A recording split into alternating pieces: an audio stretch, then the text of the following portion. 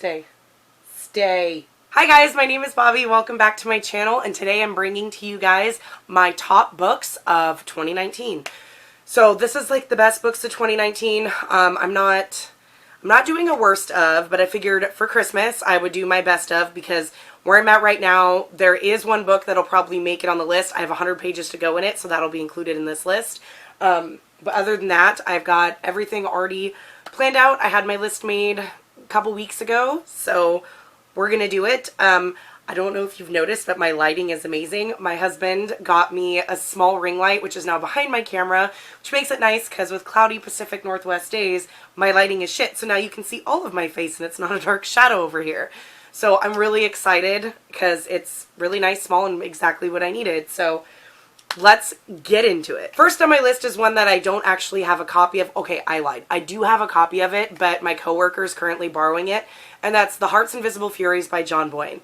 When I read this book earlier this year, I think it was in April, I could not stop talking about it. It is one of the best books I have ever read, and I want everybody to fucking read it. The Harts, Invisible Furies is a story about Cyril, who is a man from Ireland, who, it is literally the story of his life. It starts from the time that he was born, actually before he was born, when his mother was pregnant with him, all the way up until he's in his 70s. So it spans from, I think it's like the late, is it the 50s or the 60s? I think it's the 50s. I can't remember. It's been a while since I've read it. It spans from like the 50s and it goes all the way up into the 2000s, I think, like when it was written, like 2010, 11, something like that. I can't quite remember. But it's a very long span, and it's told in chunks. So you start like with the prologue, which is his mother pregnant, and then from the time he was born, and then it jumps for every 7 years. So age 7, age 14, age 21, age 29, or 28, and it jumps like that all the way through his years. It is one of the most best written stories I've ever read in my entire life. It is a great look at what it's like to be a gay man, and what it was like to be a gay man back in the 40s, 50s, 60s, when you weren't allowed to be gay, and if you did, people would try to kill you, beat the shit out of you. It shows the extreme Catholicism in Ireland, and how the religious oppression made it even harder for people to be gay, and made it hard for people to have children out of wedlock, like his mother did. It just showcased a lot of what is wrong, but how far the LGBTQIA plus community has evolved throughout the years, and it was just so beautifully written. It touches on everything. Like, if you're a gay man, you need to read this book. If you are a straight cis person, you need to read this book. Oh my god, it touched me in so many ways. It is one of the best books I've ever read in my entire life. It is like in like my top 5 best books in the world to me. It is absolutely amazing. John Boyne did a beautiful job just telling the story, and he did it with such, like, I felt for Cyril. I just wanted to give him a hug. Sometimes I just wanted to punch him in the face because he was being so stupid, but it was just the most beautiful book ever. If you have not read it, please go pick it up. I am not big on literary fiction all that much, but this one was just absolutely perfect. There was, I had nothing wrong. If I could give it 20 stars, I would. The only thing is there's quite a few trigger warnings for anything dealing with negativity against anybody on the LGBTQIA plus spectrum. So there's gay bashing, AIDS bashing, there is trigger warning for AIDS, sexual assault, physical assault, rape, loss of a child. Like, there's so much in there. It was so good. It was oh my god, please go read that one. Okay, now I'm going to go through the stack of the books that I actually have. I did have 10 until I added the book that I'm currently reading into the stack, so there's 11. So I have 10 in the stack, 11 including the one I just talked about, so let's go. I'm just going to go down the stack that I had holding them up. So first on the list is Confessions by Kane Minato. This is translated fiction from Japanese. This is a short, is it considered horror? I think it's considered horror. But this book, damn. Like, this is super good. This got a lot of hype on BookTube around, I think it was like September, October. This is a story about a woman who is a teacher, and her daughter died, and she knows that some of her students killed her daughter. She's pretty sure who, but she's not quite sure. So at the beginning of her class, she says, I know that some of you have killed my child, and I intend to punish you for it. It is like one of the best short books I've ever read. It's barely over 200 pages. The twists in this were insane for how short it is. And I wouldn't call it like normal body horror or anything like that. It's more of a psychological horror. Everything about this that is freaky or it's very psychological. The teacher, like, and you get differing perspectives. You get the perspective of the teacher to start with, and then it jumps around to a couple of the children that are her students. Whoo, child. It was so good. I highly recommend it for anybody who wants a short, quick horror. I don't want to spoil it because, like, there is one twist 50 pages in where you're just like, holy shit. And then it just keeps going from there. Like, it was fantastically written, especially being translated. You know, translated fiction sometimes doesn't come across very well once it's translated into English, but this was fantastic.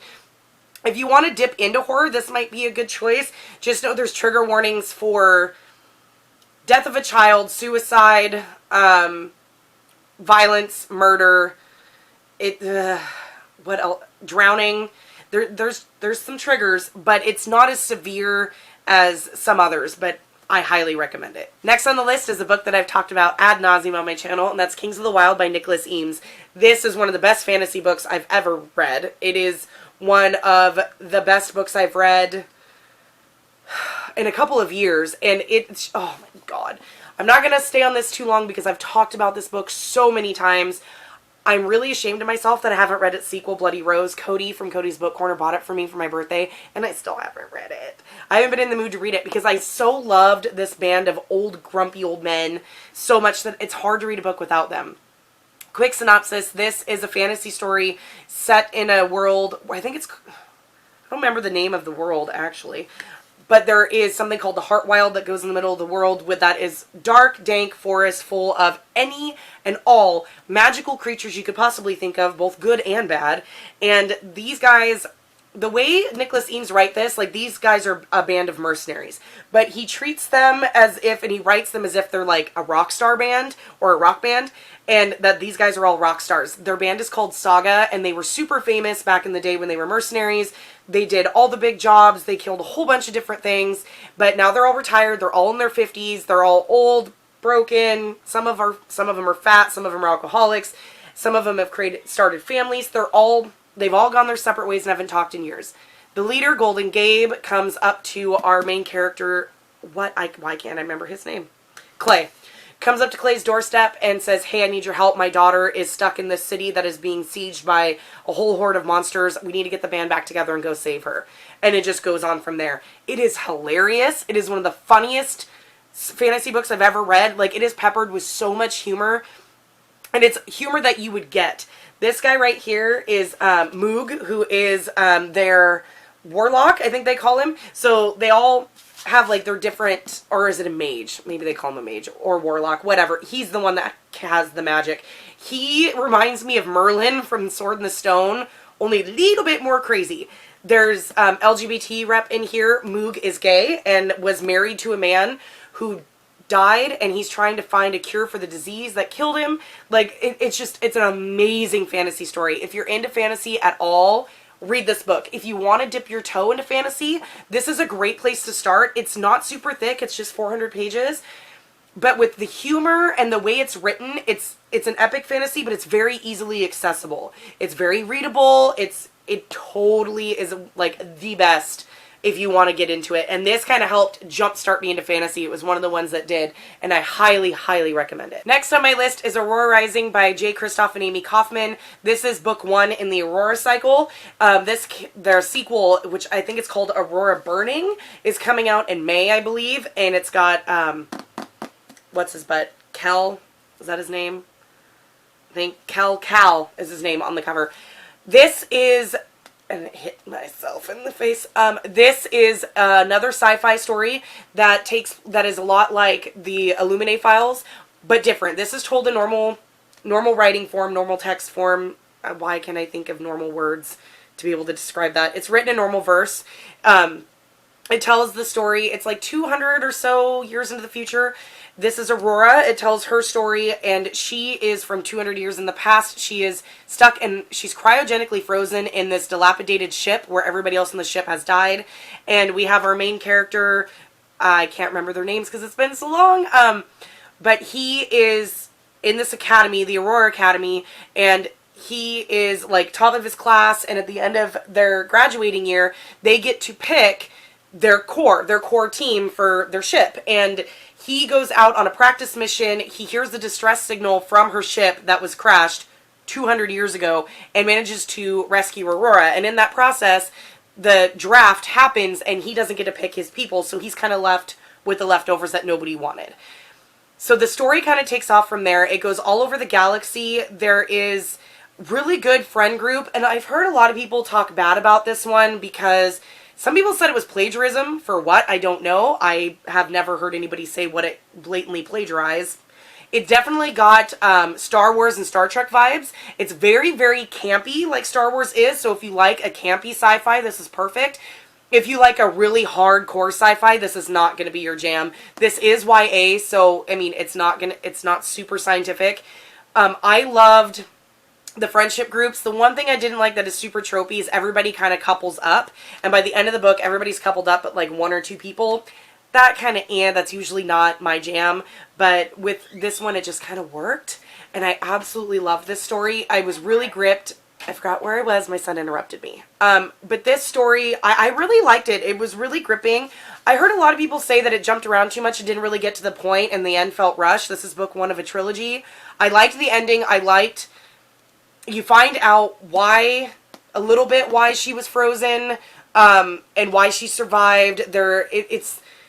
It's interesting. I really enjoyed it. Like, I don't understand why people like hate on it so much. I thoroughly enjoyed it. You just have to know going in that it's not a hard sci-fi.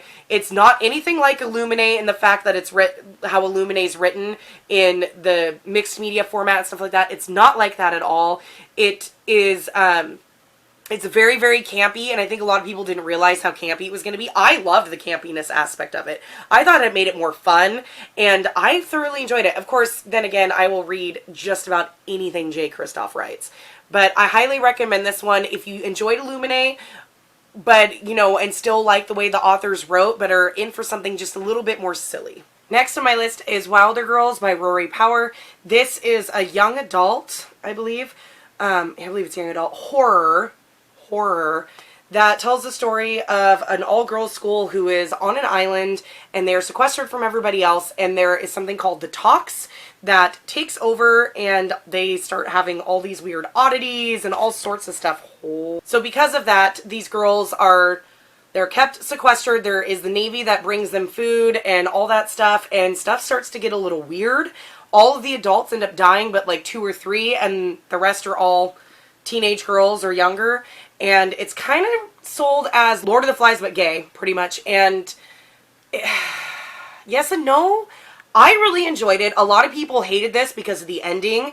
If you do not like open-ended stories and stuff with no resolution, do not read this book. You will fucking hate it.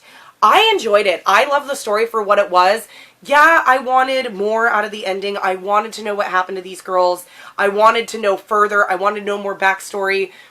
But at the same time, I still loved it for what it was, and I really recommend it. If you can handle body horror, there is a lot of body horror in this. There's a girl with 2 spines. There's a girl with scales on her hands and stuff. Like, yeah, there's some stuff. But if you can handle that, I highly recommend picking it up. Just know going in, you're not going to get a happy resolution ending. Next on my list is Girls of Paper and Fire by Natasha Nyan. I forgot to mention, none of these are in any particular order. I'm just talking about them in the order of my stack.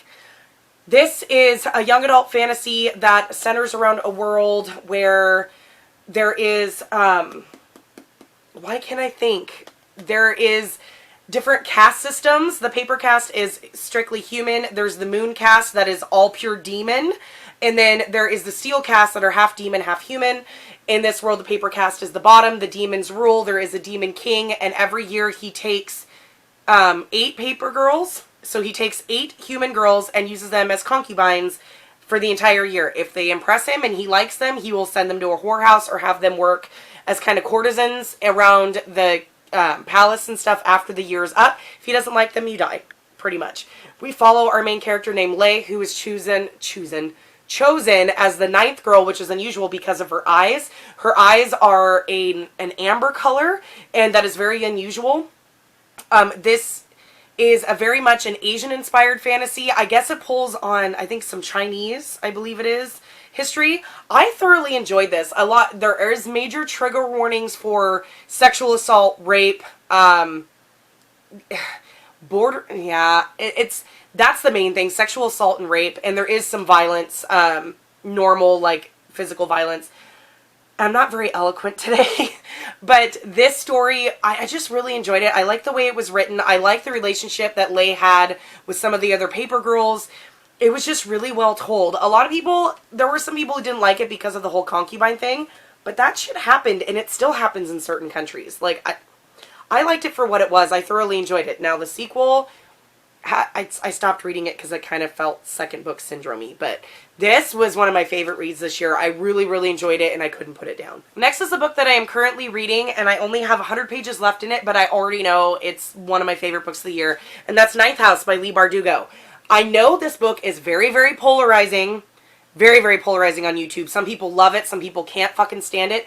I absolutely love this story, and I only have 100 pages to go. I know the ending is not going to be cookie cutter wrapped up because this is not book one, and I think somebody said a 4 to 6 book series. So I know Leigh Bardugo plans to make this at least a trilogy, if nothing else. But, you know, so I know it's probably going to have a little bit of a cliffhanger, and we have to wait till 2021 to get another book. But I really, really love this book. This, how do I describe this? A lot of people have a hard time describing this, and all they say is tons of trigger warnings.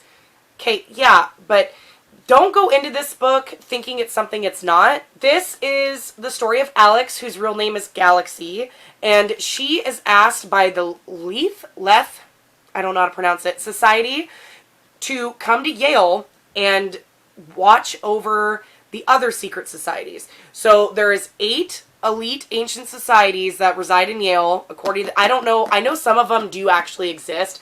I don't know how many of them that are in this are real life ones or if they all really exist at Yale. But in this world, it's our world, but all of them practice magic, and all of them, all these secret societies practice magic. They all practice different types of magic, and the society that Alex is asked to join is the Ninth House, and they help keep an eye on the other 8 and watch their magics and make sure they don't get out of control. In this version of our world, there is something called Greys, which are just ghosts, and Alex can see ghosts, and that's why they want her. The whole point of the society, the Ninth House, is for her and them, there's not very many of them, to make sure that the Greys don't interfere with the different rituals and stuff that the other societies do, as well as make sure the societies don't use magic for bad and are only using it how they're supposed to use it. Because there's been instances in the past where, like, Greys have gone crazy or their magics have gotten out and created havoc, and so that's the job of the Ninth House, is to make sure that doesn't happen. So everybody talks about the trigger warnings. I've heard people say they love this book like I do. I've heard other people say they can't stand it. It's slow, it's boring. I don't understand why people don't like this book. The only thing I can get is why people don't like Ninth House is because they're coming from Leigh Bardugo's YA books, and this is very, very, very adult.